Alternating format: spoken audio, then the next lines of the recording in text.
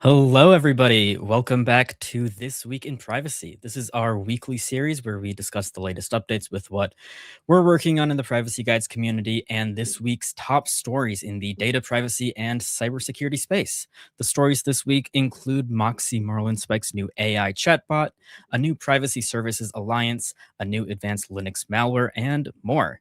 I'm Jonah, and with me this week is Nate. How are you doing, Nate? I'm good. How are you? I'm doing great, thank you. For those of you who are just tuning in for the first time or might not know, Privacy Guides is a nonprofit which researches and shares privacy-related information, and we facilitate a community on our forum and matrix where people can ask questions and get advice about staying private online and preserving your digital rights. So we always kick off the show with what we've been working on at Privacy Guides this week, and I'll hand it over to Nate to share a bit about what he's been doing on the video side of things. Awesome. Yeah. So there's been some exciting developments. For those of you who didn't know, we have a new video now out to the public. It's loosely based on M's written article that privacy is like broccoli. So if you haven't checked that out yet, please go check it out. I'm very proud of everyone at the team. It's obviously it's not just me. Jordan edited, and everybody helped double check the writing and everything. So yeah, we're continuing to work on our video courses, the smartphone security guide, and I believe there's still some work going on. Well, there's definitely some work going on the threat modeling course, and I also just came in. I yesterday recorded a new video about. I should know what this was. I just recorded it, but I'm drawing a blank. Notes. Private browsing. That was it. Yeah, yesterday I just recorded a new video about private browsing, and that will be coming out very soon as well. We have, we've got a lot going on behind the scenes. It's hard to keep track of all of this. I can share some other updates on our end. Most notably, if you missed it last week, we had some personnel changes. Our wonderful intern Kevin is no longer working with us. His internship ended, so he's moving on to other projects. But it was a great experience working with him. I'm super glad that we got the chance to do that, and I hope to see Kevin hopefully stick around on the forum and do some volunteer, maybe some one-off projects with us in the future. But of course, that's up to him. We'll see how that goes. But I just wanted to again thank Kevin for all of his work and explain a bit about what the show is going to look like going forward. Of course, it's going to be mainly Nate and I, or hosting this show. Jordan may be hosting some episodes as well, like they used to. But that'll be kind of the roundup for This Week in Privacy going forward. Besides that, we published several news articles this week at privacyguides.org/news. There were Instagram password resets in the news, RCS potentially in the iOS 26.3 beta, which I believe we're going to talk about later in the show. Threema, which is a pretty popular end-to-end encrypted messaging app, was recently acquired by another private capital firm. There's some vulnerabilities in AI agentic browsers. There's news about Windscribe and their partnership with some other privacy services, which is another topic that we're going to cover in more detail here in the show, and an article on the Whisper Pair Bluetooth vulnerability. So definitely a lot of cool stuff coming out there. Freya has been working really hard getting timely news briefs and news updates out on our site for people who are interested in that sort of thing.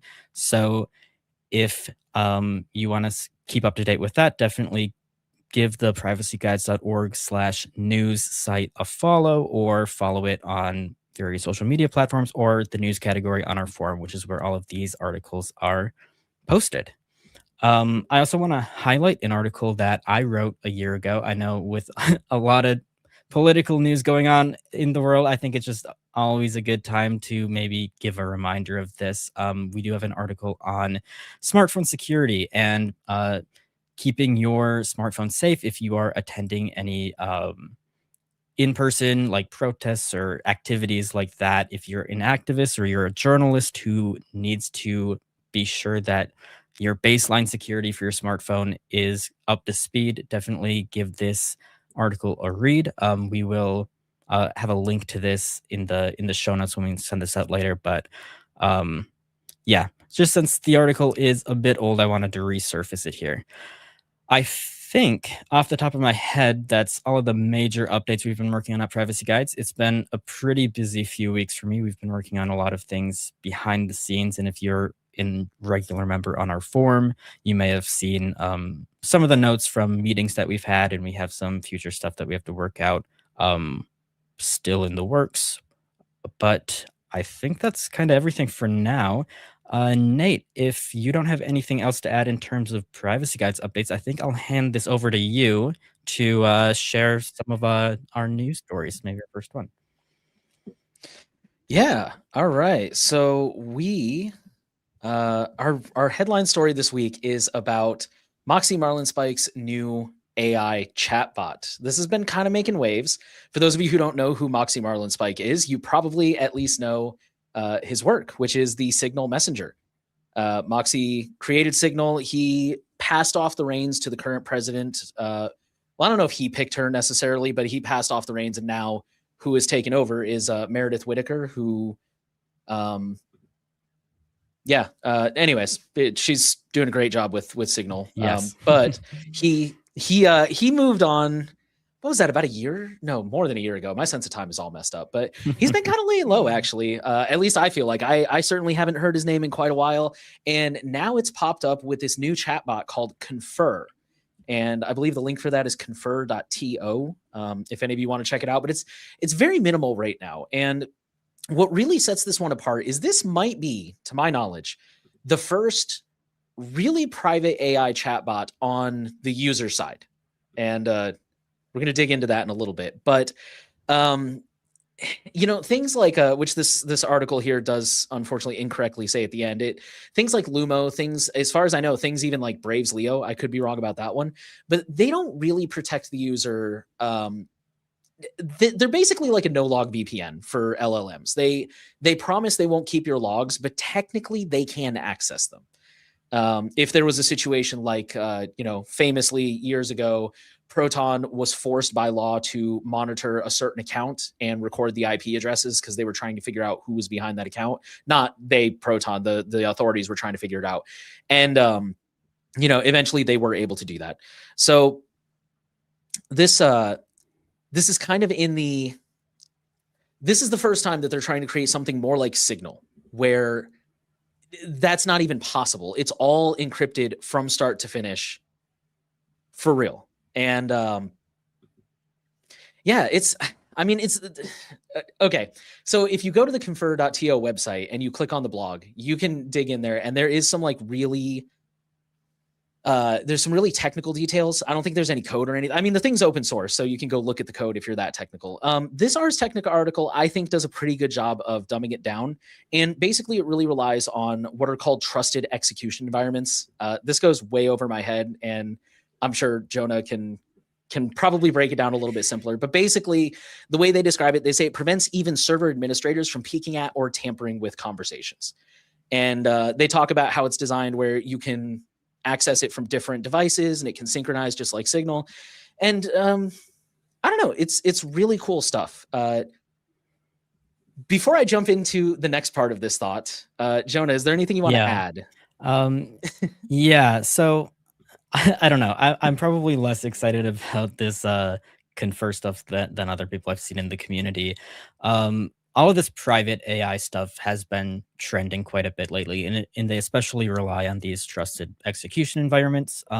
TEEs, Confer is no different, but we've seen, for example, if anyone wants to look into this later, we've talked a lot about Maple AI on the forum, which uses a similar technology to kind of validate the security of how these AI models are being run in theory.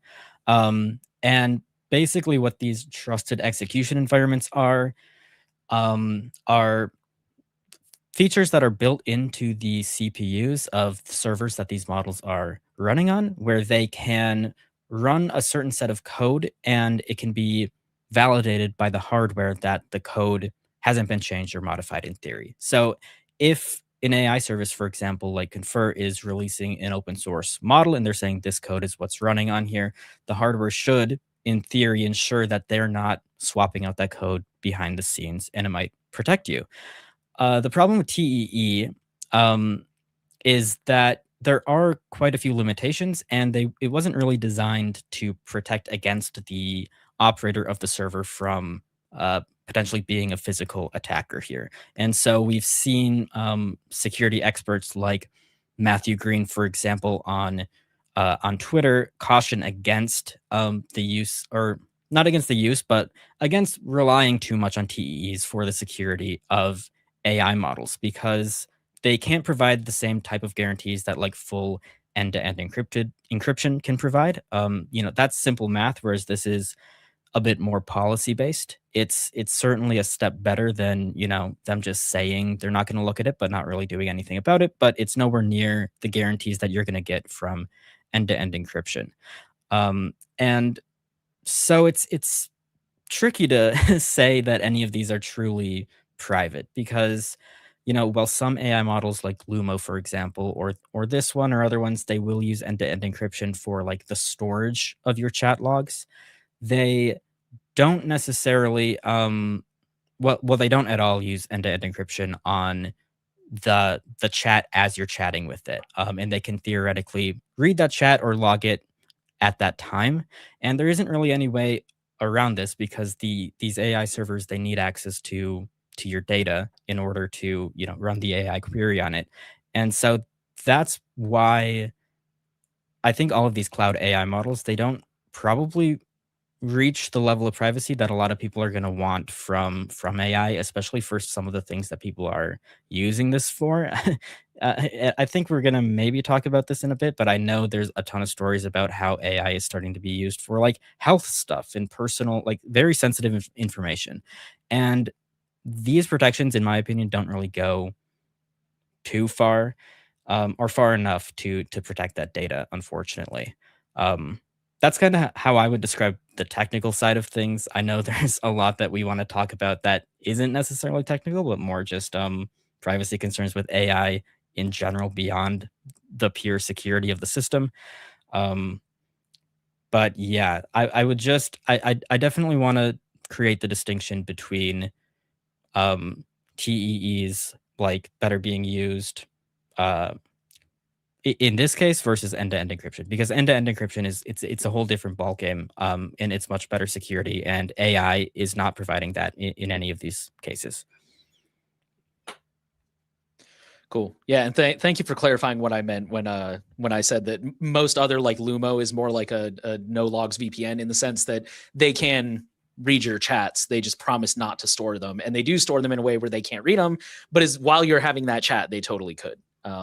And that's what this is supposed to do differently. But yeah, let's because I'm excited to get into this. Let's go ahead and talk about towards the end there. You mentioned that this is all fine and nice from a technical perspective, potentially. But this doesn't solve a lot of the privacy concerns with AI. And man, this is really good. So just to kind of give listeners a tiny peek behind the curtain, we have a weekly meeting, a staff meeting at Privacy Guides. And part of that discussion is always, what story do we think would make the best headline story? And when we talked about this, our staff member M had an amazing a lot to say, really. She didn't just make a point, and she gave a really good talk, I guess you could call it that. But anyways, she pointed out that something that we never really talk about, and I'm sure some of you guys have thought about this, but I personally have never thought about this before. And AI really, at least in its current form, can't be made private. Like maybe it can from the end user, but that doesn't count the data and how the data is scraped. And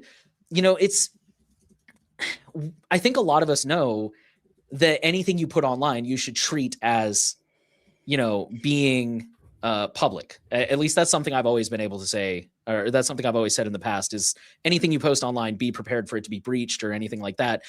But even so, that doesn't make it right for these companies to go around scraping all this data without consent. And I do want to acknowledge I know there's at least one AI that they're trying to, or not well, I guess you could call it an AI, a training set they're trying to create that is drawn from consenting users. But at this time, there's really no mechanism like that. I think Creative Commons is currently in talks to create a flag where basically you can say, oh yes, I consent to let AI train on this data.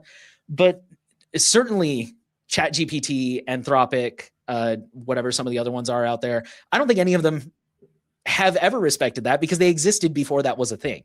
And we already know that there's so many stories about like copyrighted material, the Harry Potter books, the New York Times is currently in a lawsuit, where there's so many stories where we know that this is what's happening. They're training on data that is not, licensed for free use, that is not consented to. And yeah, that's a trickier thing that I don't think can be solved in a technical way. You have any thoughts on that one, Jonah? Yeah, there's so many concerns with the privacy, and I totally agree with what M had brought up in our meeting and on Mastodon. A lot of these things that are being built right now, they're being just used in very unprivate ways, and it requires harming privacy, exactly like you said, in order to build these things in the first place. And so it's very concerning what's going on with AI here.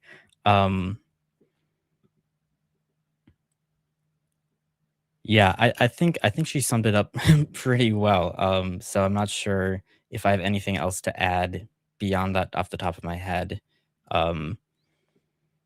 So I was just looking at the chat here, seeing if something was coming up. So I was a bit distracted, but yeah, I think that's kind of yeah. where I'm at with We're that. trying something new on the back end here, and there's a lot of moving parts. Yeah, let us know. Definitely, if you're watching, leave a comment if you how the stream is going in terms of like quality, or if you're chatting on a different platform. Let us know and we can see if that shows up. Because yeah, we we have a bit of a different setup than usual.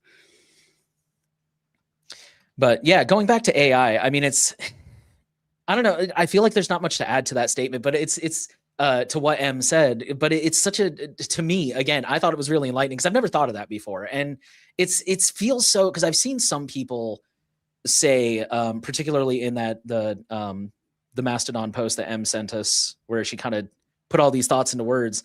And, someone argued, like I said at the top, it's like, well, you post anything online and it's going to be public. And I think this kind of falls under, a long time ago, I wrote a blog post where I made the argument that there's a difference between an expectation of privacy and an expectation to be stalked. And, I've been in situations where, because I have, very visible arm tattoos for those who have never seen my arms before. And I usually wear short sleeve shirts, especially in the warmer months.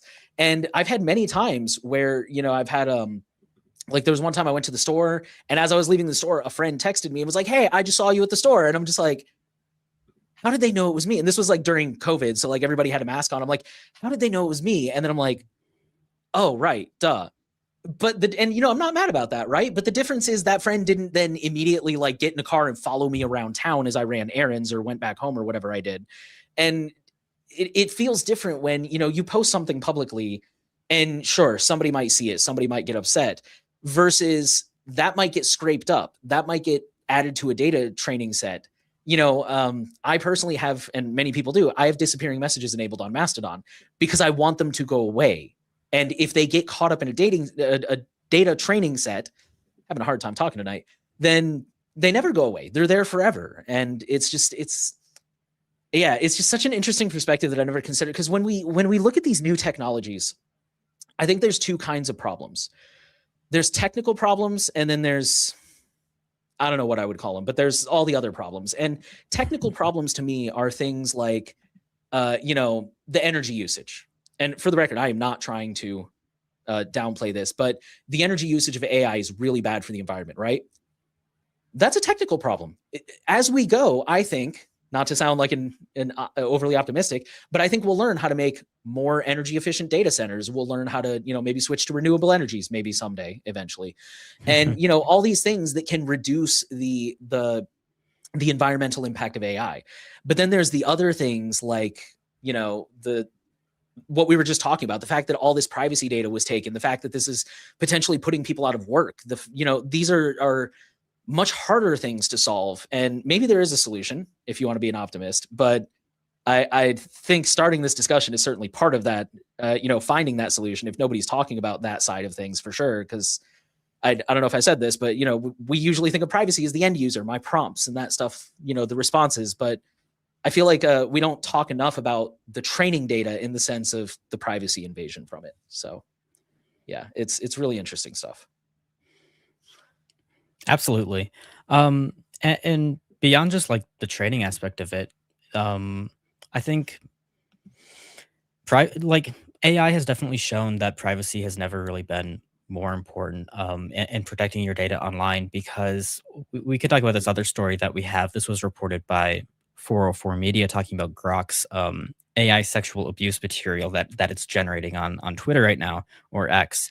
Um, and I think it also shows that like you have to be careful with the data and images that you're posting online, especially personal stuff, because now people can basically use these models. They're getting better and better at creating very photorealistic things, and they can take innocuous images or just selfies or any images of people and turn it into stuff that you probably don't want to see or don't want on the internet. And certain people are going to be more affected by this than others. But I think that AI is creating a very dangerous environment right now where, um, uh, like any data that you put out can potentially be, misused or blown far out of proportion, far beyond what you originally intended when you were maybe making a post. And I think it's just, I don't know. AI, I think, has created a lot of terrible situations all around in terms of, in terms of privacy for sure, and in terms of safety on the internet. And I don't really see a way that it's ever going to be rectified. There aren't a lot of great solutions here, and so it makes me very hesitant to recommend or use AI in any capacity because it's just creating we're really creating a monster that we don't really know how to control.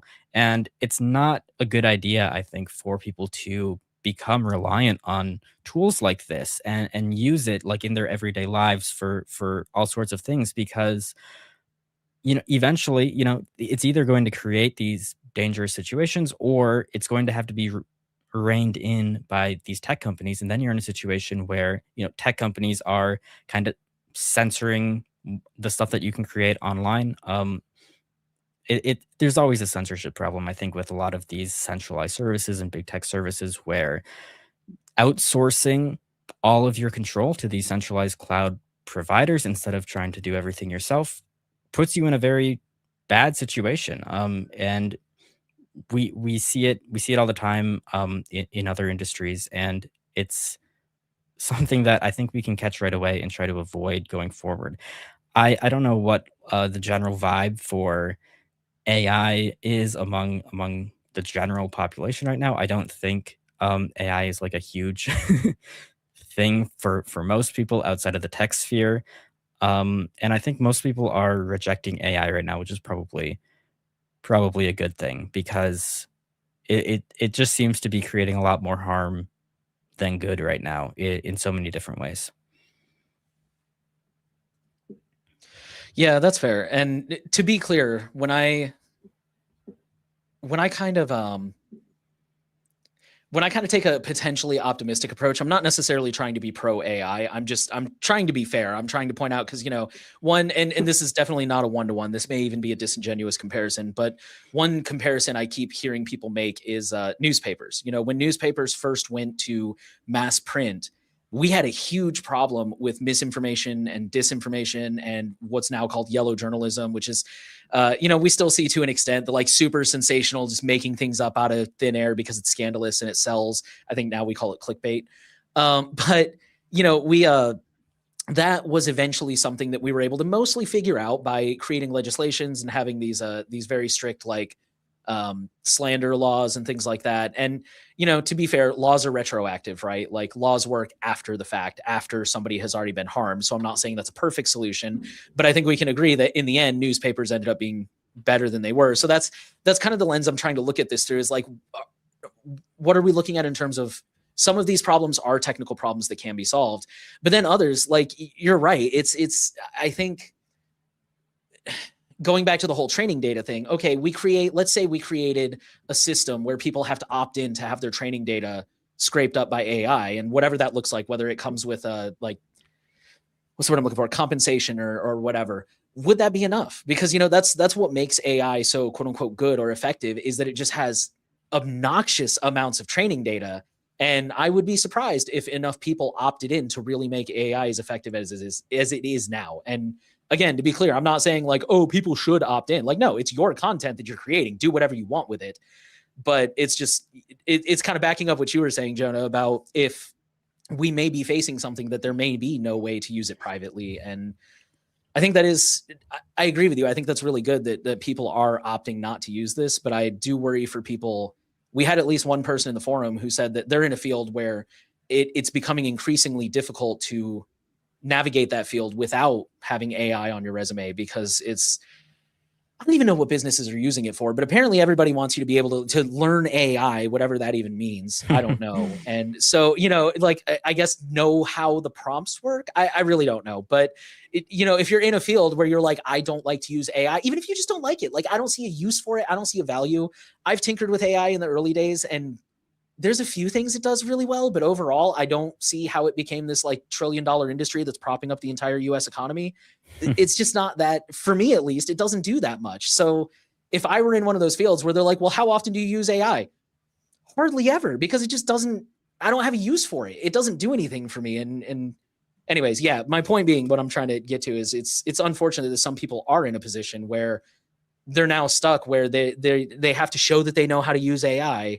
And I don't know. It's like phones. Like, phones are not really private, right? It's hard to make them private. And some people can afford to not have a phone. They can work in a field, or they can be self-employed where they don't have a phone, but not everybody has that luxury. And it's really unfortunate people are being put in that situation.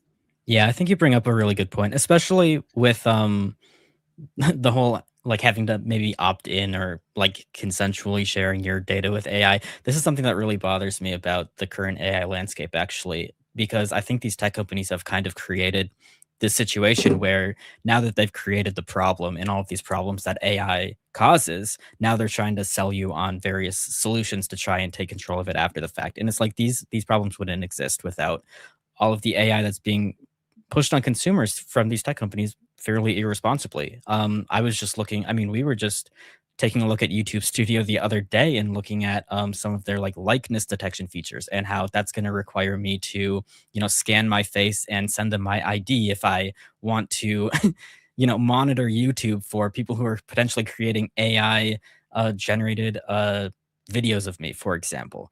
And like, this is not a position that I think people should be put in the first place, because it's just yet another thing in like a long string of events where tech companies like create these problems as an excuse to try and get more and more of your data. And now I have to share even more data with Google that they didn't necessarily have before because of the AI problems that they've created. And I'm sure that this is going to be commonplace on other platforms. If it isn't already, it'll be coming soon. And I'm sure, there's not going to be a single way to opt out of it everywhere across the internet.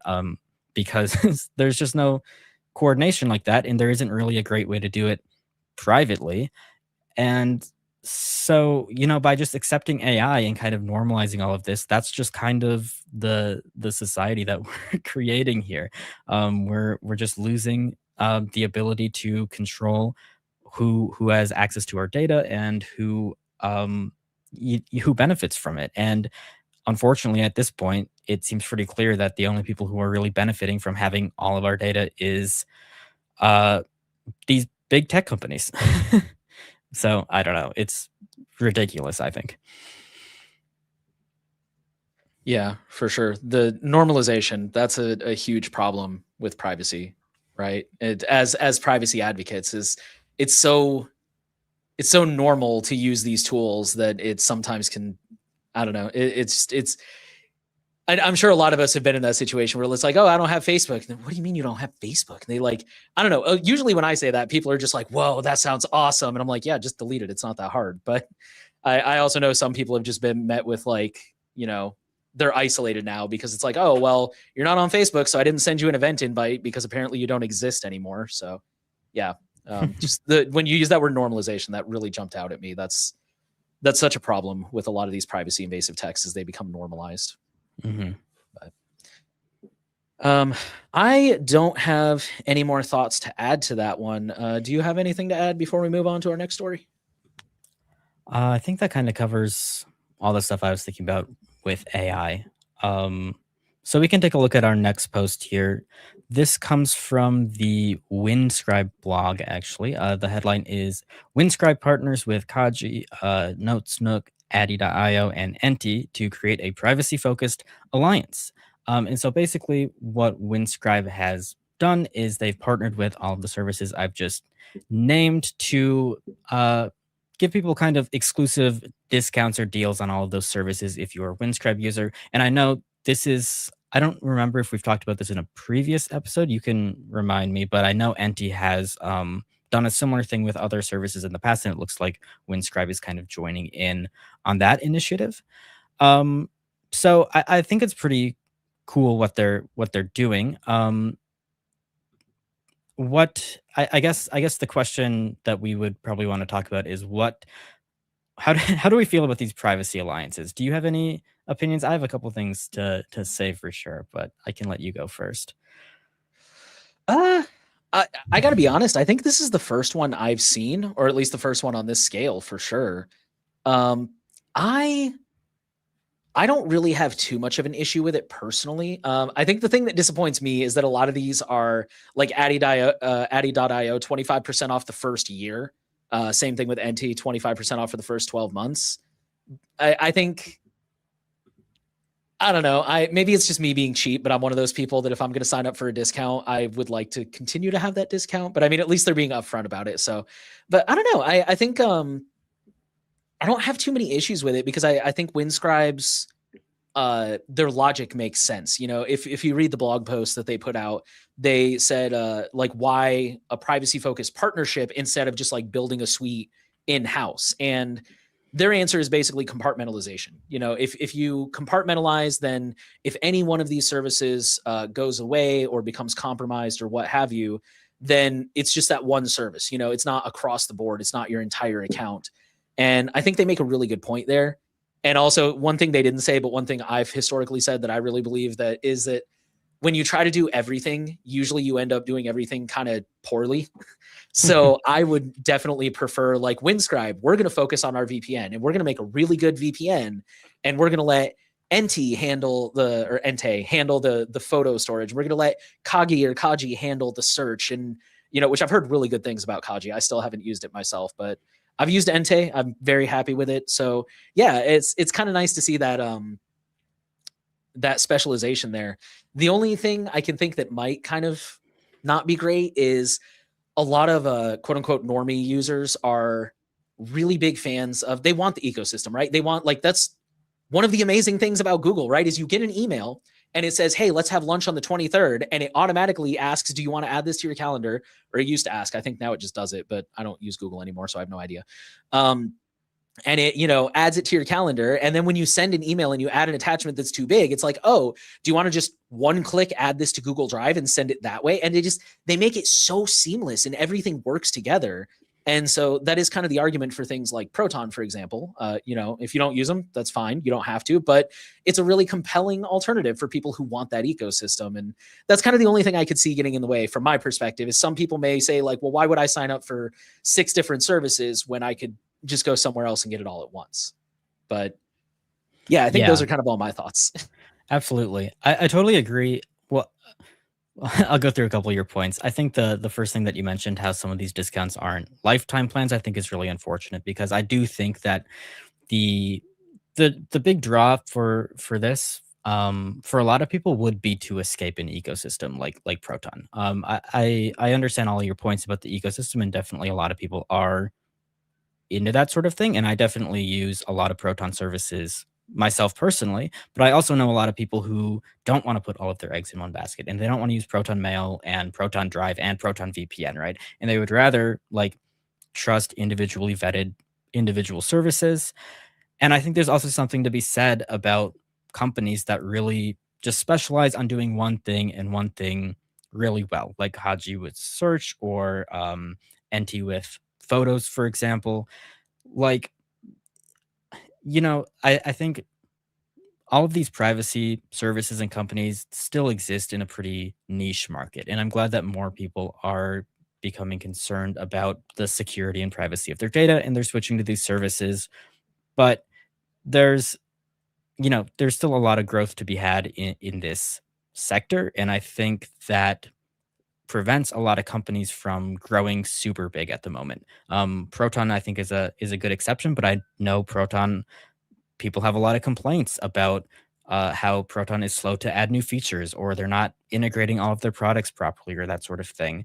And it's true. And I think it's just really hard to build like a full ecosystem right off the bat. And if you could have all of these separate teams that are much more streamlined, they don't have to worry about integration as much. They can just focus on their own features. Like Windscribe can just focus on trying to be the best VPN they can be, for example, and they can leave like cloud storage and search and photo storage to these other companies. I think that's really beneficial and it would help a lot of companies. But if you're only giving away like trials or limited time discounts, it's not going to be very compelling just from a cost perspective, unfortunately. I'm not sure if there's a super great way for like a coalition of these companies to work together on something like that, or if there's an opportunity for someone to sell bundles. Because at the end of the day, especially like with most modern payment systems right now, you have to um, have like one central company that's in charge of billing, and that's obviously going to give that company, whoever it is, a lot of power over the other companies in this coalition, right? And so I'm sure there's probably some cryptocurrency solution to this where everything could be decentralized and split up, but not everyone is going to pay in cryptocurrency.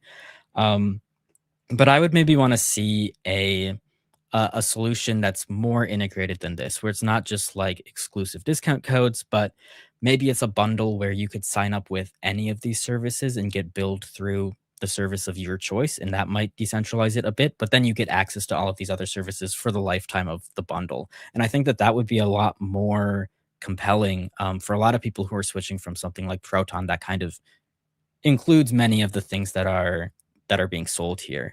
How that would work exactly, again, I don't know, but I think that that would be the biggest draw for a bundle of privacy products like this, and it's kind of a shame that they're not doing that right now, but maybe they'll go in that direction. For now, at least, I guess if you're a Windscribe user, this is a pretty good opportunity to use some of the services that we recommend. We haven't recommended or evaluated all of the services, including Windscribe itself, on privacy guides. I know there's a lot of discussions on our forum, if people are interested in learning about pretty much all of these. But yeah, I think that would be the direction that I would want to see something like this go in, and we'll see if that happens. Yeah, and just to back up what you were saying, I totally get the appeal of not like the compartmentalization is the appeal for some people, right? Like you were saying, Yeah. like sure there are a lot of people who want the ecosystem, but there's also a lot of people who want whatever the best thing is. If you think Molvad is better than Proton and you would rather use Molvad and you kind of mix and match, like I think that's great. And I do agree with Windscribe that is certainly more secure from a compartmentalization perspective. But yeah, I'm with you. I think really even if you want these disparate services, it would be really cool if there was some kind of, if it was, I don't know, this feels to me a lot like the concept of a sister cities, which I've never really understood. It's like, oh, we're gonna like, I swear to God, I've lived in places that like the sister city is in like Russia. And I'm like, how? Like I'm in Texas. How, what's going on? And it's really means nothing. It's just some kind of like cooperation. They're like, oh, maybe you should check this place out. We've, shook hands or whatever. And I don't mean to downplay this to that extent, but it feels very similar that it's kind of like, well, we just got together and agreed we all like each other and we're really cool. And they are really cool services. Again, I want to stress that, but it would be nice to see something that's a little bit more cohesive, I guess, or benefits the user a little more other than just some kind of like temporary, which again, I think some of them are like permanent, right? I think at least one of them was. I'm trying to pull the page back up here. Notesnook was a permanent 10% Notesnook. discount. As And I far think as there I'm was seeing, one other one. there's not any. Well, Control D, but that's also run by Windscribe. So Oh, that would make okay. sense. That's the one I was thinking of. Yeah, 50% off Control D. So yeah, it would be, yeah, lifetime discount. That's dope.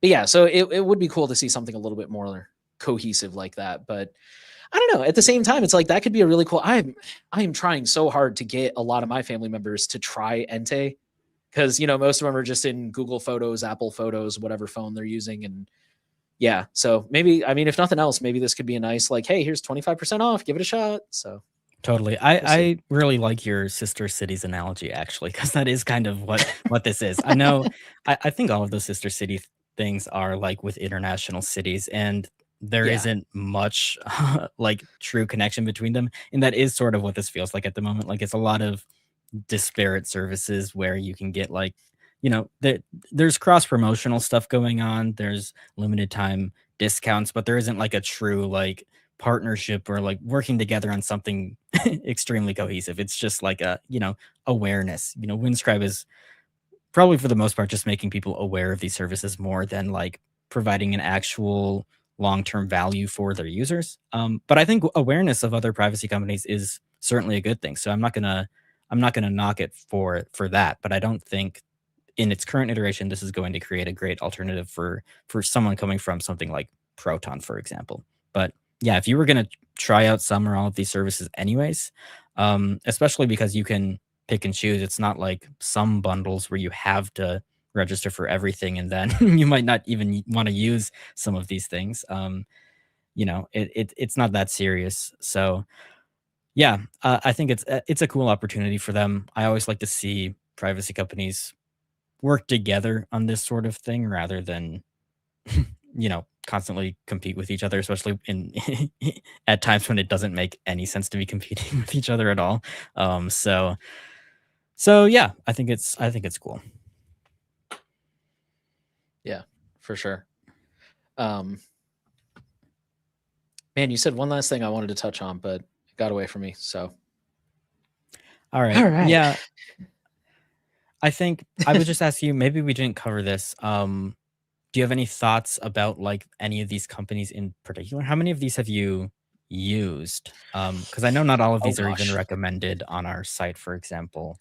But I know they've been talked about a lot on the forum. Well, actually, real quick, my thought just came back to me. I was gonna say, Yeah. you said this is kind of Windscribe, just like kind of bringing awareness of these companies. To their defense, that can be used because back when I Yeah. was on surveillance report, we took a sponsor, and our first sponsor was JMP Chat, the voice over IP. And I thought for sure that I was like, oh, everybody knows JMP Chat. And I was floored how many people left comments like, oh, I've never heard of this before. This is really cool. And I'm like, really? Like, and I don't mean that in a bad way, like really, but just I was like, really, that many people have never heard of this. So I'm sure even Windscribe probably has tons of people that are like, oh, I've never heard of Kagi, I've never heard of Addy. So but in answer to your question, I use Ente. I'm kind of in this weird space where I'm like halfway between Ente and Nextcloud, and I'm not sure which one I want to commit to be totally honest. I like Nextcloud, but I'm debating like the encryption in Nextcloud is still not great. So it's like I could have all my photos end-to-end encrypted, but then they don't integrate. But then how much do I use the integration? So, anyways, I've used Addy.io in the past. I've tinkered with Kagi a little bit. I haven't really like used it per se. Like I've used it to test it out, but I've never used it in like my day-to-day use to see how it would integrate in my workflow. And I've looked into Notesnook. One of these days, I actually want to do a video about privacy respecting alternatives to things like Notion, which Notion is already not terrible, but there's so many like open source, like Obsidian, Notesnook. There's one called like AnyType, I think it is. Yeah. So yeah, like Notesnook, I looked into it a little bit as a potential note alternative, but I haven't actually like used it myself. How about you? Do you have any experience with any of these? Um, yeah, I'm also on the boat of maybe switching to Ente. But I haven't really like fully committed to any of these photo backup platforms myself yet. Otherwise, I don't really use a lot of these. I do need to get better at note taking, and maybe Notesnook would be a good solution. But maybe that'll be my New Year's resolution this year, and I'll have to report back on what I end up doing. Makes sense. Yeah, I've been pretty happy with Addy, like all the ones I've used. It's not like I didn't stop using them for some like, oh, they had this big problem, but I don't know how many of them would qualify to be listed on privacy guides. I know we have some really strict standards, but for me, it was just I found other things that integrated with my needs better, or my workflow, or they were a little bit cheaper or something. But Yeah. Yeah. Like I said before, for better or for worse, I'm kind of in the Proton ecosystem right now, and I'm thinking about changing it, but I haven't yet. So that's kind of where I'm at. Fair enough. I will admit I'm one of those people that's constantly like, I'll have a workflow that works. Like, let's say Nextcloud, right? Let's say I'm all in on Nextcloud, and then I'll have that moment where I'm like, but it's not really end-to-end encrypted. So what if I did replace the notes, and then I go back to this system where like everything's like, I've got my notes here, and I've got my photos here, and I've got this here and this here. And then I'm like, yeah, but I really miss Nextcloud. I just like, yeah, I'm constantly like trying different things and going back and forth, and it's awful. I don't know why I'm like this. All right. Okay. If that's all we have on that topic, first of all, I've been asked to let you guys know, as a reminder, that you can get this bottle on shop.privacyguides.org. But our next story, we are going to talk about messaging a little bit. We're going to talk a little bit about RCS and iMessage later. But first, we're going to talk about Threema, which is an encrypted messenger. It is not recommended by Privacy Guides. I think historically, I think they've added forward secrecy now, but in the past they were missing it. And I think there's maybe a few other shortcomings, but it's not the worst messenger, in my opinion. And well, for now, it's not the worst messenger because they have just been acquired by a venture capital firm. And this is called, what is it? I'm probably going to mispronounce this. Comitis Capital or Comitis, maybe. I'm not sure, but I believe they are a German company. Somebody mentioned in the group chat that this is actually not the first time Threema's been acquired by a company like this. So yeah, I was going to bring that up. I think it was about 5 years ago. They were acquired by another private equity company. So this is just a second private equity acquisition, but it has been kind of the case for a while that they were owned by this. They weren't their own company. Which on the one hand, I could see that as an argument for, maybe this won't really affect the quality of the product at all because they've already like kind of, although I don't want to take shots at Threema because I think anybody who's trying to make privacy and security is doing a good thing. But I do have to be honest that they are severely lacking on a lot of basic features that other messengers already have. So yeah, it's not the most feature-rich platform, and it costs money. For those who didn't know, it's $5 one time for the individual. Because, like a lot of companies, they have like an individual arm and they have like a business-to-business arm. I think the B2B one is like a subscription, but if you're just an individual user, it's $5 one time, and that's a hard sell when I could go download Signal, SimpleX, Session, pretty much any of them. So yeah, that's it's already a hard sell to get people to using it. And like I said, it is missing a few of the more advanced securities features that we've come to expect out of things like Signal, like perfect forward secrecy. But yeah, I mean, I don't know. Do you the price was always the price was always the thing that was holding back Threema, I think, from gaining widespread recognition or recommendations in our community and on our site. It's, I think, even one of our criteria right now, which are of course always subject to change if people, like, if the community feels otherwise, but I think we settled on, like, we only recommend free messengers because I think while a lot of people in our community are willing to pay for more private and more secure services, with something like a messenger or a social network or something along those lines, it really, there is a network effect, and the reality is you are going to want to communicate with people who don't care about privacy and security and aren't going to pay for a messenger like this. And so it was a very niche use case where Threema would make sense compared to something like Signal, or especially Simplex, which doesn't even require a phone number. But even in Signal's case, I think most people have phone numbers, and most people expect, like, that's a way to text people on your phone. And so slotting in Signal to replace those messages makes a lot of sense for people. It was definitely argued to me in the past that Threema makes sense for people who don't have phone numbers. Like, to acquire a phone number to use Signal, for example, probably costs more than the $5 that Threema costs. So, you could argue that Threema is actually cheaper than Signal from that perspective. But I think the reality is most people do have phone numbers, and most people are looking for free messengers. And especially with the introduction of completely free ones like Simplex, it was just challenging to recommend. With a messenger specifically, like if we want to improve privacy in the space overall, we need to be promoting services that everyone can use and you can get your entire network on, because that improves the baseline security and privacy for everyone. Whereas, with Threema, if it's only people who are willing to pay for it, you're only going to get people who already care about privacy. It's a bit like preaching to the choir, I think. I've never used Threema for this reason. I think there's easier ways to reach me. I think you've mentioned that you use Threema in the past. I don't know if you want to share a bit about your experience with that. Yeah, I mean, I don't have much to share because I haven't used it a lot. I think I've only run into like one or two other people who use it. And honestly, even those people, like after a couple months of chatting on and off, and they're not people I chat with every day. It's, people who are in the privacy community who are basically like, oh, I have Threema, I'll help you test it out. And they'll send me articles like a couple times a month or something. And then after like 4 to 6 months, they're just like, yeah, I'm just gonna like go all in on Signal because that's where most of the people I talk to are. So I'm gonna stop using this. And like I said, it's already missing so many things that, Signal it has, just like emoji reactions. Like you're very limited to the emoji reactions you can use on Threema.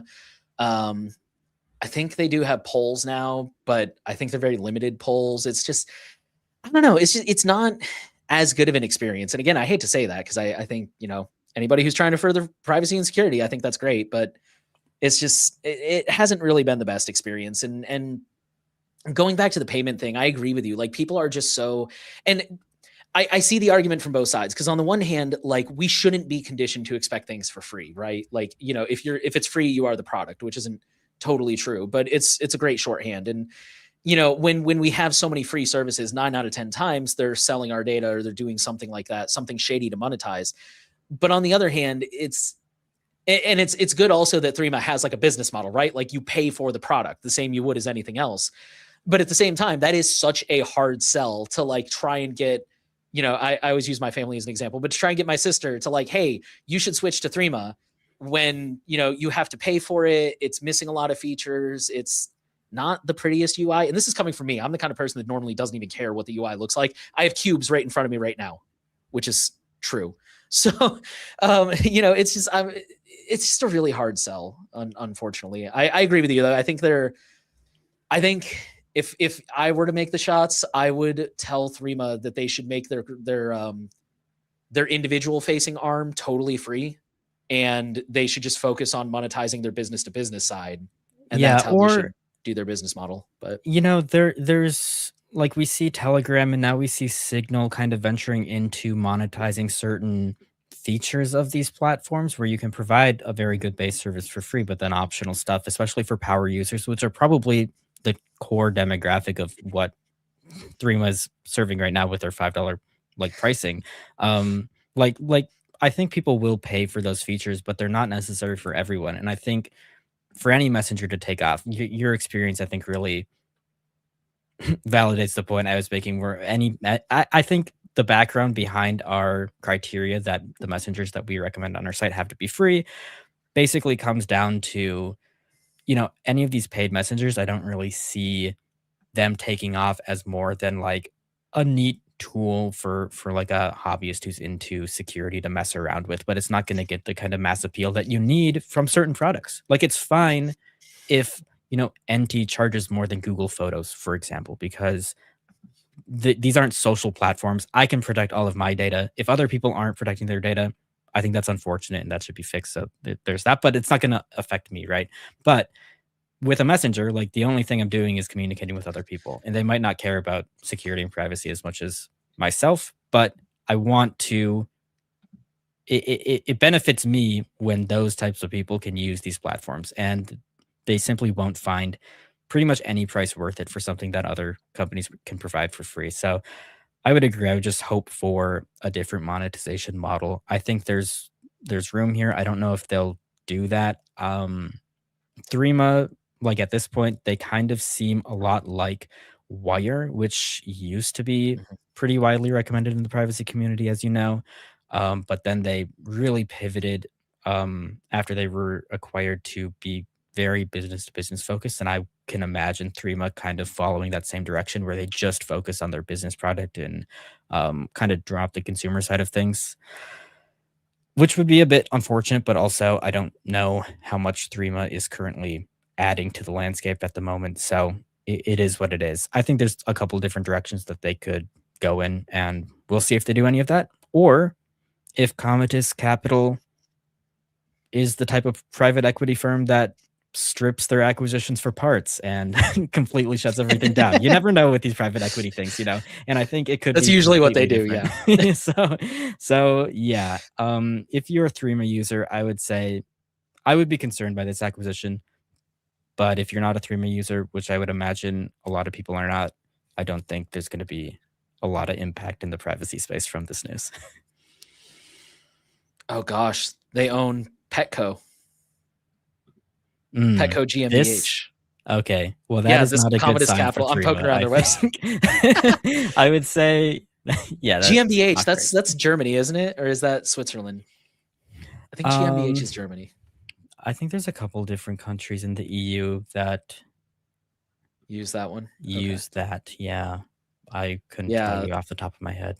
Oh, never mind. They don't own them anymore. They sold their majority stake in 2024. Ah. Okay. Sorry, I'm just poking around their website now. Yeah. I think I kind of came into the privacy scene on the tail end of Wire, but I remember that too. Wire used to be pretty solid. It was much more polished than Threema, and it was free and it didn't require any private information. But yeah, they went all in on business to business. I think maybe you can still download Wire, but they certainly don't make it easy. And yeah, it's unfortunate. That was kind of the other big thing I wanted to mention was, like you said, venture capital firms or private equity firms. Sorry, their whole there's a podcast called Stuff You Should Know that I love, and late last year they did an episode about private equity, and it covered all of that. Like that's their whole job basically, is they buy a company, they make it run super efficient, and by efficient we mean we fire everybody, we triple the workload, it's honestly it's like a corporate pump and dump scam. I don't even know how they get away with it, but that's what a lot of them do. So hopefully Threema can survive this. But I will say they've done a few really interesting marketing stunts in the past that I think have done good things to raise awareness to privacy. Like I still see sometimes they have a you can still access it. Actually, they have a website where you can upload a picture and it'll blur it, and then it'll put a banner on it that says hashtag normalize privacy or regain privacy. That's what it is. And that was part of an awareness campaign they did a couple years ago. And I think they also did something in Europe where they rented an ice cream truck. I could be remembering the details of this wrong, but they rented an ice cream truck and they were giving people free ice cream. But in return, you had to hand over like personal data. Like they would ask people for their phone number or whatever and their date of birth. And it was funny watching people with like the ice cream cone, and they're like, why? No, here, have it back. I don't know. And they're like, yeah, exactly. It's insane. So why are we doing this with other services? And so, yeah, like I do agree, like overall, they haven't really made a huge dent, but I really appreciate the innovative marketing stunts like that they used to do. I think those were super fun. That is funny. I didn't hear that story, but that is, I think we don't have to get too much into this, but it's really interesting how like people definitely treat the online space differently than real life. Like if people were asked for that on a website, no problem entering that information. Your browser would probably autofill it for you. But when you ask this in real life, people suddenly like realize what's happening here. I don't know why people make that distinction in their mind, but that is it. That's a really funny way to kind of realize that. Yeah. No, really, really true. Really quick before we move on to the next story, I'll address one comment that we got in the YouTube chat here. Just that was about this story before we move on. They asked about Jammy and if we've used it. That's not something that we've really looked into too much on our website. And I think like whenever I've looked into Jammy in the past, that's more of like a video conferencing service. I know it has instant messaging built in, but I don't know how usable it is. In my mind, it's sort of like a free software Skype alternative. I think a lot of people will probably use something like Signal and either Signal video calls or Jitsi video calls instead of Jammy. That's usually what I see recommended. But if you have any additional questions, you want to share more about like what you would use Jammy for, and if it makes sense for you, I would encourage the user who asked this to post on the forum about it and maybe get some more opinions. Yeah, I agree. Not to spend too long on it, but Gemmy is a name that I've seen pop up from time to time repeatedly. And I feel like it's hard because it's not super popular. I feel like for me as a not very technical, like I don't know any code, I feel like it's really hard for me to kind of get a good, what's the word I'm looking for? Get really good insight into how it measures up to things like Signal or, you know, some of these other alternatives. So I would definitely like to know more about it. I'd like to know what is going on under the hood that makes it better or worse, or what use case it's for. I haven't found a lot of people using it, so I've never had a chance to really test it myself. But yeah, like I said, it pops up from time to time. So I would love to learn more about it. I just feel like I have a hard time finding that information myself. So. All right. I believe. Is it my turn to take the next story, or is it yours? I can look at this. Our next story is encrypted RCS. Signs of that were spotted in the iOS 26.3 beta. So the article that we have was actually posted by Freya on our site as a news brief, reporting on a few different sources. But basically, people have discovered in the iOS 26.3 beta some settings that indicate carriers will be able to enable end-to-end encryption for RCS messaging and indicate that in iMessage. So that's pretty exciting news for people who have been following RCS support on iOS for a while. Because of course, right now it is all not encrypted, and Apple said that they weren't committing to using the same sort of encryption standard that Google is using right now in Google Messages on Android, because it was something that Google developed on their own instead of working with GSMA to create like a standardized encryption protocol for all of these platforms and services to use. But now there is a new standard. It's called Messaging Layer Security, or MLS, and that's what RCS is going to be using in the future. And I guess that's what's being added to iOS. So the appearance of this stuff in the iOS beta doesn't indicate that it's coming in the iOS 26.3 release necessarily. That could come, you know, with this code still disabled, for example. So we might not see encrypted RCS right away, but it is a sign that it is actually coming at some point. They're actively working on support for it. And I think that people who are on iOS right now, or who are on Android and use Google Messages and chat with people on iOS, are going to be excited about this, because there's definitely a lot of benefit to encrypting all of your messages. RCS definitely is not the ideal messaging platform for a lot of reasons. There isn't a lot of protection of your metadata, like who you're chatting with and that sort of thing, compared to something like Signal, for example. So we're still going to recommend a lot of different, more secure and more private messengers on our site that we would recommend you use. But especially in the United States, I don't know how much this is the case in other places. I know a lot of other countries just standardize on various messengers like WhatsApp or whatever. But texting is extremely common here, and it's definitely used around the world. And it's easy for a lot of people, and people just default to it. And so improving, again, kind of what I was talking about with Threema earlier, I think anything that improves the baseline security of all of these people who don't care about privacy and security, and who aren't seeking out private and secure alternatives like Signal, it's still a good thing. It's a step in the right direction, even though it's not like the best you could be doing. A lot of people rely on this, and it's going to benefit a lot of people. So hopefully this is a sign that this will come in the final release sooner rather than later. But I guess time will tell when this will actually come out. So I don't have too much to add to this, but just to clarify, and you may or may not know this, you said, and the article says here too, that it's a carrier setting. So does that mean carriers would have to choose to opt into this, like Verizon, Yeah, T-Mobile? most likely. This is Yikes. definitely the biggest bummer with RCS.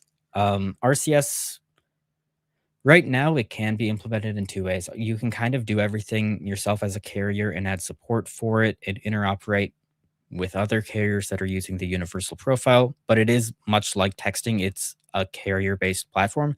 Or the other thing you can do with RCS, which a lot of carriers do, I don't remember which ones in the US do this, but I think there's a list on Wikipedia or somewhere that I could find.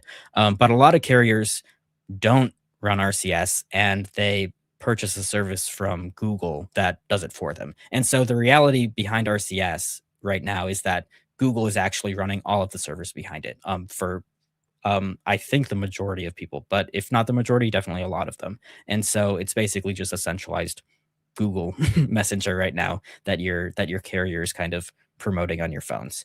Um, so obviously, from a metadata perspective, that gives Google a lot of data, but also yeah, there's a lot of like middlemen involved here. It's not just like an over the top service that these like tech companies are working on together. It's integrating with the traditional carrier platform. And whether you're going through Google servers or whether you're going through the carrier servers, that is something that the carrier has to set up on their end, which is, yeah, I agree with your reaction. A bummer. Yeah, because I feel like it's going to be a challenge to get carriers to go ahead and roll this out. Like, I feel like if Apple did it, or even Google, if they did it at the phone level, they would do it. But I feel like carriers have very little incentive. And it kind of going back to what you said earlier, I at the beginning when you were covering this, I agree with you that, we look at something like iMessage, and people who do not care about privacy or security, who use the "I have nothing to hide" argument liberally, these are the same people who are using iMessage, and they're getting end-to-end encryption just talking to each other without even knowing what it is or knowing that it's enabled. And so, yeah, it would be really cool if RCS could roll out to the general public and be available for everyone cross-platform. But I guess the only thing I could see maybe as incentive for the carriers is, I know that RCS also comes with a lot of those quality of life features that iMessage is known for, like bigger attachments and reacting to messages and stuff. So maybe we'll get lucky and maybe carriers will roll it out because the features and the privacy and the security will just be an added bonus. But yeah. Yeah, at the moment, I do think I there's can a only lot of hope. pressure. And I think Apple adding better RCS support is going to add even more pressure for these carriers to support it, because I'm in one group chat with some family members on RCS right now, and it's very nice to be able to see like read receipts and like typing indicators and all of the normal group stuff that you don't get on SMS, because SMS is a terrible platform. And so there have been some improvements there, and I think people will realize that, especially if they're in chats with RCS users, and they will eventually demand carriers do it, especially in the US where like texting is so common. I don't know how it'll be in places where people don't use SMS in the first place. Maybe Right. there's less incentive to use RCS, but I think at least for a good amount of people, there is pressure to support it, which is all right. Like I said, it's not my favorite, but it increases the baseline, especially if this gets included. So I'm hopeful that we'll see wide adoption. Yeah, same here. I think actually I'm gonna keep on the Google and Apple thing, and I'm gonna go to, we have a story here about Google Gemini is going to power Apple's AI features such as Siri. And yeah, so oh man, this is kind of a confusing story for me, because so Apple's been trying to roll out their Apple Intelligence, clever little bit of marketing there, which is just on device AI. And man, I know we've talked about AI so much already tonight, but again, on the user end, from what I've been understanding, it seems relatively private. A lot of it is going to be done on device. And I think Apple actually has a very similar architecture to Confer. Jonah can definitely correct me if I'm wrong. But I think they have a very similar architecture where they try to run everything in these trusted modules, and they try really hard to make it as private as possible. And Apple has been running into a lot of delays rolling out their Apple Intelligence thing. And one of the few things I don't like about TechCrunch is they're very sparse on technical details here. But basically, they say that Apple and Google have signed a deal where Google's Gemini is going to power at least some of the AI features. And the headline specifically says, like Siri, for example. This is not an exclusive deal, according to this article. So Apple may Potentially, this is me speculating. Apple might tap, like Claude for something else, or whatever. ChatGPT. I think originally they did contract with ChatGPT. So yeah, it's very sparse on technical details. As far as privacy stuff goes, it just says here in the article that Apple has focused on privacy with its AI rollout, with much of the processing happening on device or through tightly controlled infrastructure. Apple says it will maintain these privacy standards through its partnership with Google. That's kind of all they said. So yeah, I don't know. What do you think about Yeah, this? Do you think they're there's a going to be lot able to going on maintain here. it? Okay.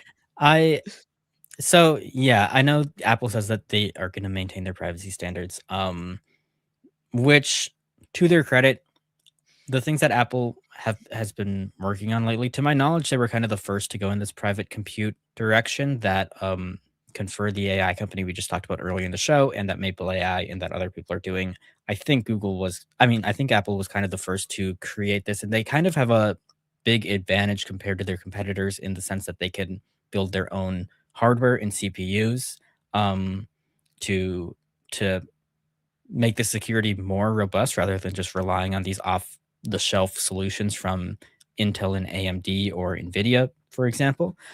Um, and something I want more clarity about when it comes to how this will work is like what exactly Google's involvement is. I saw a lot of rumors that this would happen leading up to this announcement, where people were basically saying that Apple and Google came to an agreement where um like Apple would get access to Gemini's models basically, and they could create their own models based on that or add additional training data or whatever, and they could run everything themselves on these private compute servers that they have. So it isn't like the current implementation that Apple has right now with ChatGPT, where Siri will sometimes like offload your request to ChatGPT and just send it over. In theory, if Apple is running all of this and keeping it on their cloud and they're just using these models that Google has created, and that's what their partnership is, um, keeping everything in one ecosystem and not giving more data to Google, I think is an improvement for sure. But all of this private AI stuff, no matter how it's implemented, has all of the problems that we talked about earlier on in the show, and the problems with AI in general. And I don't think that Apple's private compute is going to be at a level of privacy and security that I would be comfortable with using for anything serious if I was going to use AI at all. Um, and that's unfortunate because I think that Apple is kind of doing like the best you really technically can do from the security perspective if we want to get back into the technical specifics of how AI works. But the best that's possible right now with our current technology isn't good enough, in my opinion, for people who are serious about their privacy and security. And any of this cloud stuff, like I think it sets a very dangerous um, path that we are going on with technology, because it seems like all of these tech companies like Apple and especially like ChatGPT or Google, what they're trying to do is offload as much as possible to the cloud, and in doing so, they're making like normal hardware for people more expensive. We talked about this a few episodes ago, and I know there was a news brief about the RAM pricing, which is crazy right now because all of these data centers are buying it up. And what's really happening is people are being priced out of the market where you can own your local compute. And that's a trend. I was sharing this, I think, in one of the group chats we have, but it's a trend that we really see in society at large. For many years, people were priced out of the housing market. I know that's a hot topic, especially well all around the world right now. People are, being priced out of even the car market. So many more people are leasing before, or people are just relying on things like Uber or Lyft. I know Tesla really wants to do this with their robo taxis, where like people won't own cars generally. They will just rely on other people who own cars to taxi them around. I think that that is the direction that tech companies want everything to go in, because they can control all of it and they can create this subscription model that you have to pay for. And local compute is kind of going away. And I think that's very scary and dangerous because we're really they're really forcing everyone in this position where everyone's going to be locked in as rent seekers on all of these platforms and won't have any agency over anything that they do on computers. All of these computers are just going to be thin clients for the cloud, which is extremely unfortunate. It's not a direction that I think people should tolerate. And I guess I'm having a camera issue, but whatever. Hopefully you can still hear me. But yeah, that's my concern with all of this.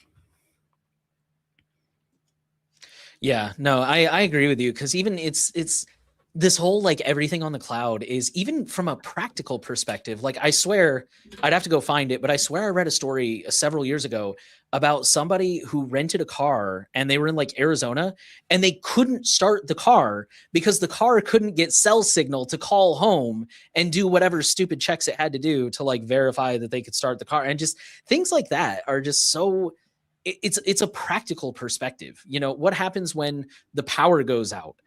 You know, that's a very common scenario we've all been in. What happens with, I mean, I guess when the power's out, you're not really using computers, but you know what I mean? Or even your phone. Yeah. What happens when the power goes out and now the grid is overloaded with everybody texting and everybody checking Twitter to be like, oh, what's happening? Does anybody know why the power is out? And you can't do anything because you have, like, you can't make that connection to the server for whatever license you're supposed to have. And it's just, it seems like such a, like, I get it on the one hand, right? Like I love the cloud in the sense of like, you know, if my computer crashes, I have a copy of my data, or, you know, to not have to destroy my own CPU doing this. God, I wish I could render videos in the cloud and not have to destroy my GPU to do it. But, you know, it comes with practical drawbacks of just that resilience. You know, what happens when AWS knocks out a third of the internet traffic, or Cloudflare, or whoever? And it's just, yeah, I mean, I feel like I've seen that multiple times just in the last several months, of like some major outage, and all my friends in Discord are just like, well, I guess I'm just gonna, like, you know, take an extended lunch today or something because I can't do anything because the cloud's out and my whole job is on the cloud. And yeah, it's just, it seems so very short-sighted in the name of profits, which I know is so hard to believe that tech companies would do that. But yeah, I don't like it either. It's horrible. So I don't have much else to add to that one. Yeah, I think that's kind of all I have to say. We did have one more discussion question for that topic, about did Google win kind of this AI thing despite being ruled against making anti-competitive deals in court. It's a really interesting case, I think, this one. And again, I want to see more about this because, you know, if Google is actually like controlling all of the AI stuff that Apple is doing behind the scenes, that would be very concerning, especially from an antitrust standpoint. But if it is a deal where Apple is just kind of building on their work, but they're doing it themselves, that's pretty typical of Apple, across their software and their hardware. I mean, most of like Apple's advances in hardware come from like Samsung making better screens and that sort of thing. And if it's a situation like that with Google, it's probably not a huge anti-competitive concern. But if Gemini like branding is going to be prominently featured and stuff, and Gemini is kind of like buying their way into being the AI company that people think about, yeah, it is a weird situation for Google to be in. So definitely something I hope antitrust people keep an eye on, but I don't think they have much teeth at the moment against these big tech companies. So sadly true. yeah. Just to add on to that, I don't know much about like a Google AI antitrust lawsuit, but it says here in the TechCrunch article that Google and Apple specifically have faced lawsuits. In August 2024, a federal judge ruled that Google acted illegally to maintain monopoly in online search by paying companies like Apple to present its search engine as the default. Yeah. So I don't know. Yeah, this could. I don't know. Yeah. I guess now that I think about it, I could see a scenario like Europe saying, "Hey, you have to offer other models or something." But like you said, that may only be the case if Google is maintaining everything. If, like you said, if Google's just like, "Okay, here's a copy of our model, go host it on your server and do whatever," then I don't know. I mean, I would still argue that's Apple being monopoly, but governments seem to be a little bit easier on that. So. Yeah. I mean, and it still has troubling implications, I think, for the AI industry, because like whoever trains these models, they have a lot of control over what the AI does, and so they can definitely shift things to show up in certain ways or prioritize certain responses. I don't know what these AI companies could do, but it does give Google a lot of power either way.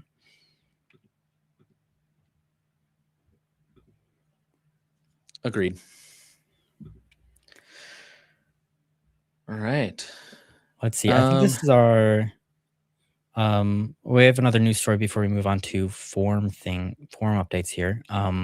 But this is from Ars Technica. Never before seen Linux malware is far more advanced than typical. Void link includes an unusually broad and advanced array of capabilities. So basically, this article from Ars Technica, it kind of dives into this new Linux malware that can infect Linux machines, and it has a lot of advanced capabilities that attackers can use to perform various things on your computer. So I feel like we've talked a bit about like malware on Linux in the past. I think this is a trend that's only going to continue, especially as more people adopt Linux. The reality is all of these malware targets or malware developers are going to target like the platforms that most people use, right? And so if we see more people adopt something like the Steam Deck, or more people adopt Linux on desktop because gaming is getting better, or because they want to escape all of the Copilot nonsense in Microsoft Windows, or for whatever reason, we will see Linux become more and more of a target,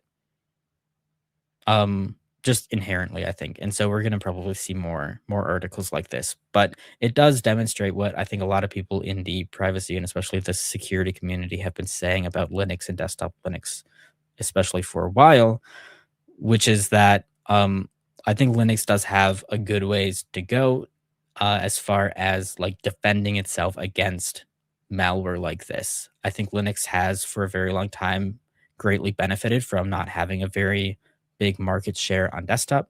People will always say, Linux has very high usage on the server, and so therefore there should be more malware for it based on that. But that isn't true, because the desktop ecosystem is just a very different threat landscape. You're running so many different applications. You're running like web browsers, especially, that's downloading arbitrary code from the internet. Anything that you're just doing random whatever desktop things on is going to have a much larger attack surface than something like a Linux server. If I set up a Linux server, it's only going to do whatever I install, and so the attack surface is very small, and that's why you haven't seen a lot of malware targeting these Linux servers. But yeah, this is I think that's basically my only point. I think this is a trend that we'll continue to see. So I hope that Linux distro developers and the Linux kernel product take security a bit more seriously, because there are security features that we see on mainstream big tech platforms like Mac OS and Windows that Linux still could benefit from. And it hasn't seen much of a focus yet, unfortunately. Did you have any takeaways from this article when you read through it that I didn't cover, Nate? Well, kind of to add to that, because I think your takeaway is spot on. Like, Linux needs better security. I don't think there's a lot of people that would argue that know what they're talking about.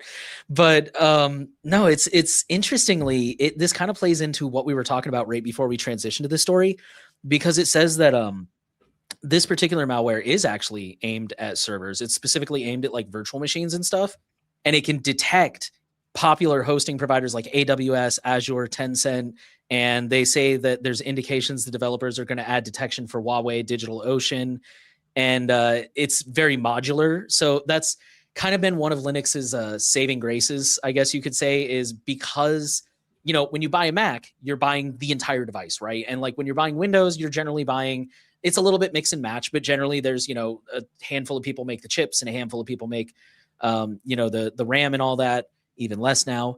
But it's, Linux machines are so varied in their hardware and their capabilities and what they're designed for, like you were saying. And so this one is very modular, and it can do all kinds of different things depending on what type of machine it's on and what if I'm reading this right, and what the attacker needs it to do, which is really interesting. And kind of just to back up what you were saying about we're going to see more of this, the article says like similar things have targeted Windows servers for years, but they're less common on Linux. And this, like I said, this goes back to everything. This goes back to Linux needs better security. This goes back to was I say resilience? Because if the VM that's hosting my app goes down, can I use the app? It's oh man, this was a good story to end on, I think, because it just so many things come together. And yeah, is it going to take down AI data centers now? How are people going to live without their AI chatbot telling them what kind of coffee they want? So yeah, I think they'll survive. I don't know, man, but I can't pick between the hot coffee and the cold brew. I don't know. I got nothing. But yeah, it's really, and I agree with you 100% on your takeaway that we do. I always hate telling developers what to do because I'm not a code person and I would love to know code. I'm trying to learn code, for the record. That's one of my goals this year, is to learn at least Python. I feel like that's a good foundation to start with. And I feel bad saying like, oh, you should go do this thing when I can't really contribute to that. But it's, privacy and security are, Kerry Parker from Firewalls Don't Stop Dragons, he likes to say that privacy is a team sport. And like you were saying with the messengers, and when we do things that raise the default level of privacy and security, it raises everyone with it. What's the phrase? Like a rising tide lifts all boats. And so absolutely, yeah. It's not me trying to sound entitled and be like, well, these developers need to do what I want. It's like, no, like if we put more emphasis into security, everyone benefits by default. And yeah, clearly the article backs up what you were saying about we're just going to see more of this, whether it's on the server side or the desktop side. Yeah, my wife now has 2 Linux devices because she now has a Steam Deck and a Pop! OS machine, which, quick side note, when she got the Steam Deck, I took great joy in telling her, now you can tell people I use Arch, by the way. So I had to make the joke, but hey, on board. I feel accomplished tonight. Yeah, that's all I got. Just kind of backing up what you were saying. Let's move on to some forum threads that have been popular this week. I think one that has gotten a lot of discussion over the past few days was about Mailbox, which is recommended on our site as an email provider. There's this thread on the Mailbox forum, basically, that was also linked on our forum for further discussion, talking about some issues that people are having with Guard and Mailbox. If you're unfamiliar or haven't checked their website in a while, Mailbox recently went through a whole refresh. It seems like they redesigned their whole website. They refreshed all of their apps, and it seems like they might have changed development. And so, unfortunately, this isn't something I would say that we've gotten a great chance to take a longer look at. But I would ask anyone who uses Mailbox right now if you have any experiences with things changing or potential problems with this new version. Definitely let us know in this forum thread, because it's something that we want to keep an eye on. I know we have a couple team members who do use Mailbox. I don't personally, but we're going to have them look into some of these things and hopefully find out more about what's going on. But yeah, it's according to the users on these forums, there's potential security issues. It seems like with Guard, which is their tool that basically encrypts all of your messages with PGP, so it's important. And I guess it's leaving behind traces even after you log out on a machine. That seems to be the main gist of the issue. So again, that's something that we'll want to validate, but it's something you might want to be aware of if you are a Mailbox user. And hopefully we'll have more information to share on that soon. I think that kind of covers it. Did you see any comments on this thread that you wanted to cover? No, I just wanted to back up what you said about if anybody is a Mailbox user who can kind of shed some light, because it very quickly devolved. I don't want to say devolved. That's not the right word. It very quickly turned into people discussing, Proton and Tuda and some of the features they offer, because a lot of people were like, oh, I use Mailbox because it has this feature. And people were like, well, Proton offers that. And they say, oh, but I don't like that it doesn't do this. And they say, well, Tuda does that. And, which is fine. It's totally fine. But it kind of, as an outsider coming in who's never used Mailbox, I'm kind of looking at this and I'm like, so what is the issue. Like I actually asked Jonah that before we started recording. I was like, what is guard? What is going on? But yeah, and it's also interesting. It's not necessarily related, but we did kind of note that mailbox.org appears to have really facelifted their website. So, which it looks great for the record. Looks super modern, super slick, very awesome. But it does seem that they've done a lot of things both on the user end and behind the scenes. And yeah, I think we're just trying to get a better idea of exactly what's going on here. And if there is anything to be concerned about, we definitely want to make sure mailbox users know. We want to make sure that we know so we can, see if there's any concerns that affect our recommendations, all that kind of stuff. So Yeah, all of those mailbox changes are relatively recent, so it sounds like they're more extensive than I had thought when they first announced that. for sure. All right. Did we have any other forum threads you wanted to discuss, or should we turn it over to questions? I don't think so. I think we can look through the chat and see if anyone had any questions for us this week, and the forum thread as well. Let me get it pulled up. But if you have any you want to highlight right off the bat, definitely get started. Let's see. I'm looking through the forum thread right now. I don't know if we do have any answers to this. One of our members, Bits on Data Dev, says, where do the trusted, referring to the headline story, the Confer AI, he says, where do the trusted execution environments run? They'd be more trusted if I knew where these were and how they're insulated from the surrounding environment. For now, I can't seem to find much info on it.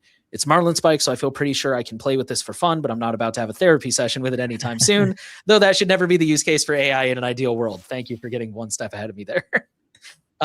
Yeah, I don't, unfortunately, correct me if I'm wrong, but I think a lot of what we know either comes from like that article. I don't know if Moxie's done any direct interviews yet, but there's reputable sources like Ars Technica, for example. But there's also, I think I mentioned it this at the top, but I may have accidentally stumbled over myself and rushed through it. If you go to confer.to, which is their website, and I think right at the beginning, it prompts you to log in. There is no like free tier for this thing. But it says on that login page, it's like, oh, click here to learn more. And he has 3 blog posts. I do remember now, I did say this, where he digs in a little bit more to the details. I don't know if he gives you that level of detail that you're looking for, but if you have any more technical questions, I would start there for sure, because that blog post gets very technical. Yeah, that's probably a good place to look. I haven't seen where Confer is hosted specifically, if you're talking about like the hosting provider side of things. Typically, like I know with Maple AI, for example, they run on Amazon Web Services, and Amazon is selling a service right now to people who run this sort of product, where you can rent access on these trusted execution environments that are hardware validated. And I know Intel and AMD have this. Intel, notably, Signal has been using trusted execution environments for things like contact discovery and other features, if you've seen any of their integrations with Intel's platform on their blog. So that's the sort of thing that this is like. The trusted execution environments, yeah, they're running on various providers, and it's mainly relying on the hardware to isolate that environment from the rest of the stack.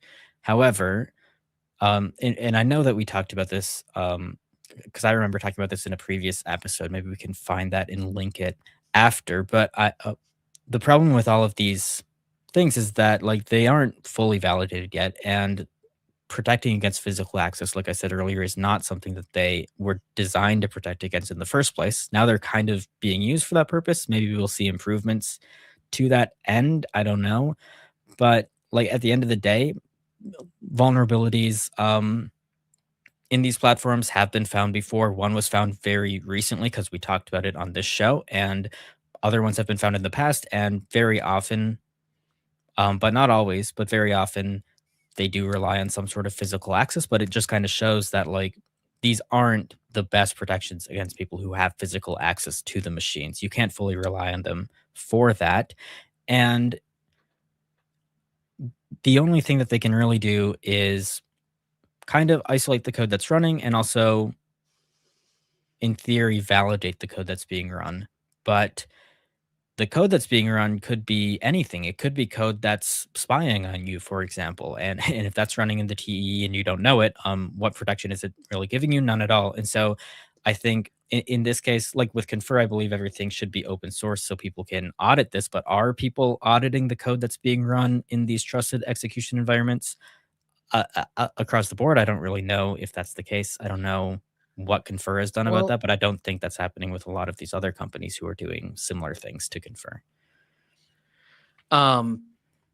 totally agree. But a quick note: I don't know if you remember or if you saw it in the original article about Confer, the Ars Technica one we spoke about at the top. Towards the bottom, it talks about how he's actually offering remote attestation, or I don't know how to pronounce that word, but how you can remotely verify that the code is running on the server, that it has not been tampered with, and that there is no additional code. I don't know. To my non-technical brain, that sounds like a big claim. So I don't know anything about that, but I'm just saying they did say that's a thing, at least with Confer. Yeah, and we see this with other similar platforms as well. I just keep bringing up Maple because it's the only one that like we've talked about on the forum a bit, but they have like cryptographic proofs that they publish on their website as well, where you can kind of ensure that you're talking with their secure servers. But what does that tell you about the code that's actually being run on it itself? That is unclear. And that's the main thing that I would caution people against. Like, just because you know that you're interacting with a trusted piece of code doesn't mean that the code is trustworthy, right? It really depends.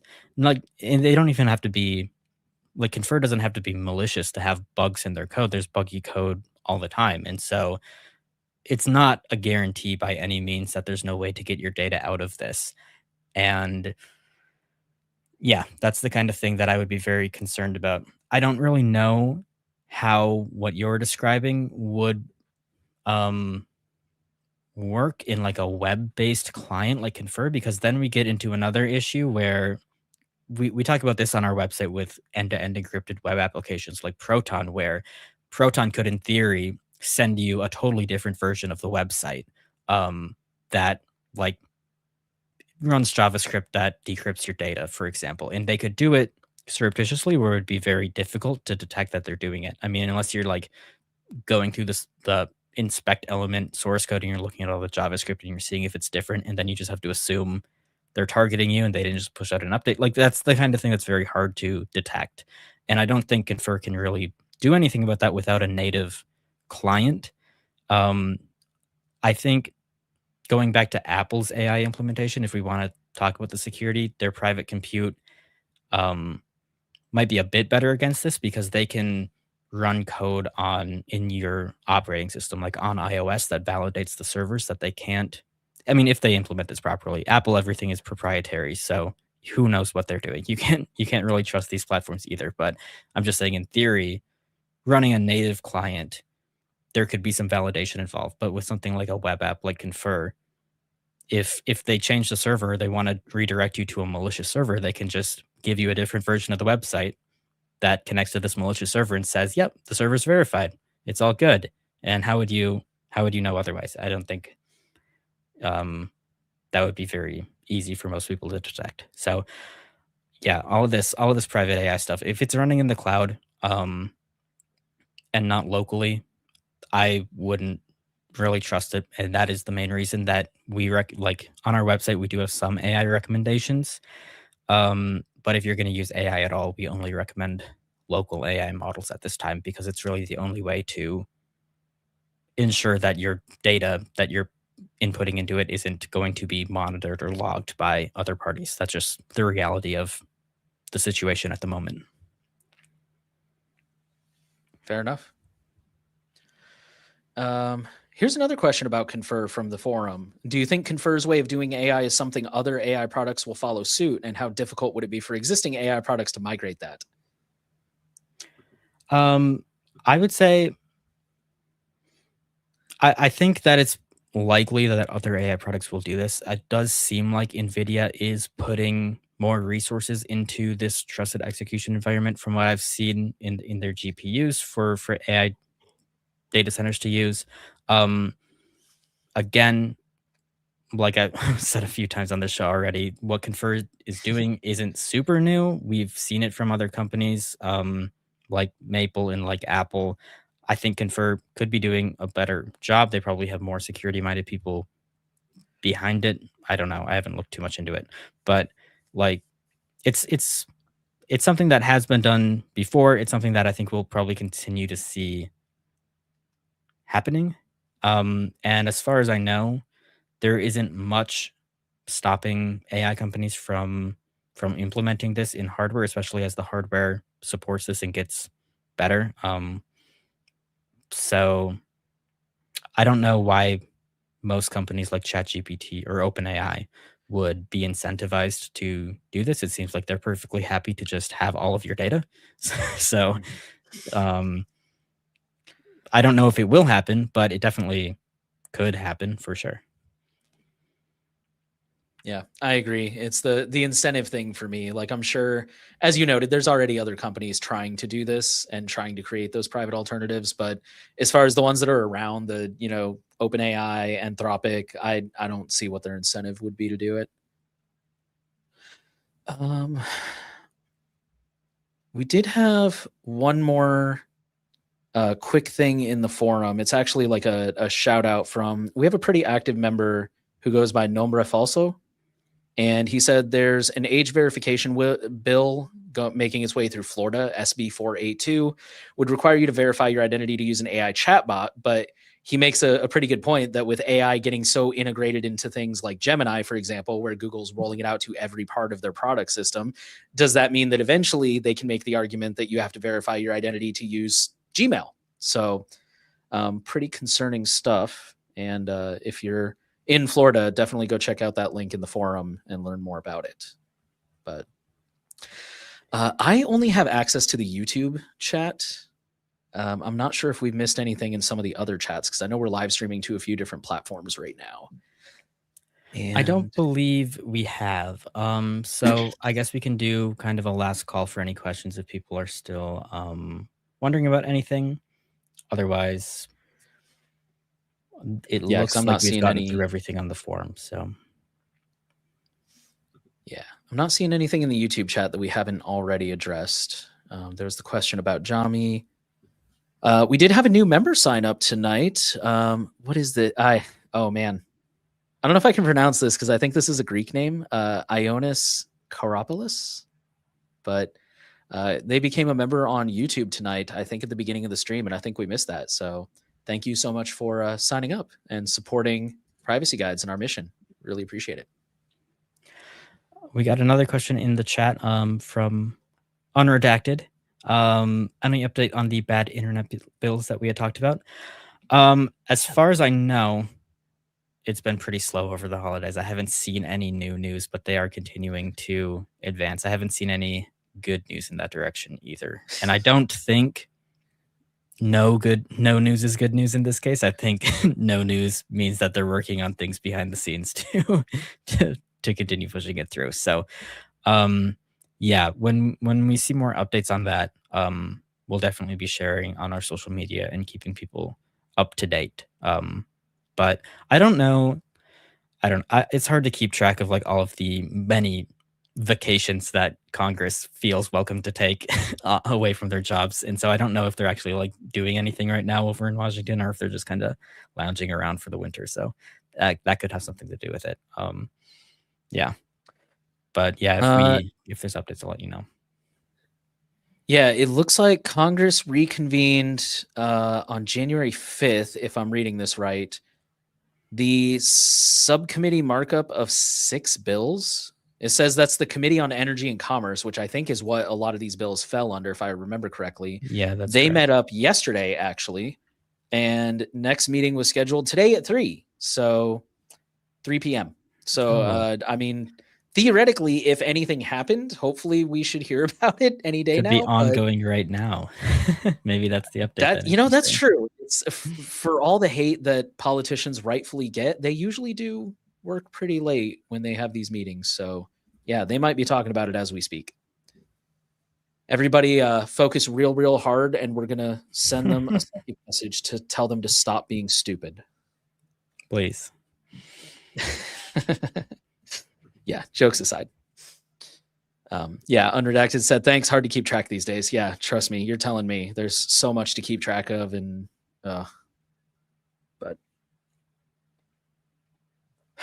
alrighty. Well, I think that kind of wraps everything up then. Nate, do you want to take the outro here? Sure, I can do that. So all the updates from this week will be shared on the blog. So if you are not signed up yet for the newsletter, go ahead and do that. Or you can, of course, subscribe with your favorite RSS reader. For people who prefer audio, we also offer a podcast available on all platforms and RSS, and this video will also be synced to PeerTube. Privacy Guides is an impartial nonprofit organization that is focused on building a strong privacy advocacy community and delivering the best digital privacy and consumer technology rights advice on the internet. If you want to support our mission, then you can make a donation on our website, privacyguides.org. To make a donation, click the red heart icon located in the top right corner of the page. You can contribute using standard fiat currency via debit or credit card, or you can donate anonymously using Monero or your favorite cryptocurrency. Becoming a paid member unlocks exclusive perks like early access to video content, priority during the live stream Q&A. You'll also get a cool badge on your profile in the Privacy Guides forum, and the warm fuzzy feeling of supporting independent media. So thank you guys so much for watching, and we'll see you next week. Thanks, everyone.